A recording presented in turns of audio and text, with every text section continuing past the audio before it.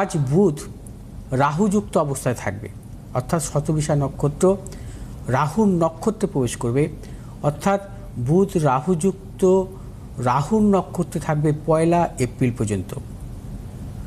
বুধ যদি জন্মকালীন রাহুযুক্ত থাকে আমরা বলি নাশ যোগ। নাশ যোগ অত্যন্ত অশুভ। নাশ যোগে জন্মগ্রহণকারী জাতক জাতিকার জীবনে নানা রকম মানসিক উন্মাদনা আসে, তারা অতি ক্রোধী হয় এবং এর পাশাপাশি তারা বিভিন্ন নেশায় আসক্তি হয়, অনেক ক্ষেত্রে এরা মিথ্যেবাদী হয় এবং নাশ দোষের জাতক জাতিকাদের নানা রকম প্রতিকূলতা আসে। গোচরে এই নাশ দোষ, অর্থাৎ গোচরে নাশ দোষ চলছে এবং রাহুর নক্ষত্রে বুধ থাকবে। কিছু কিছু রাশির জাতক জাতিকাদের মধ্যে মানসিক প্রতিকূলতা আসতে পারে, সতর্কতা অবলম্বন করবেন। বিশেষ করে মীন, মিথুন,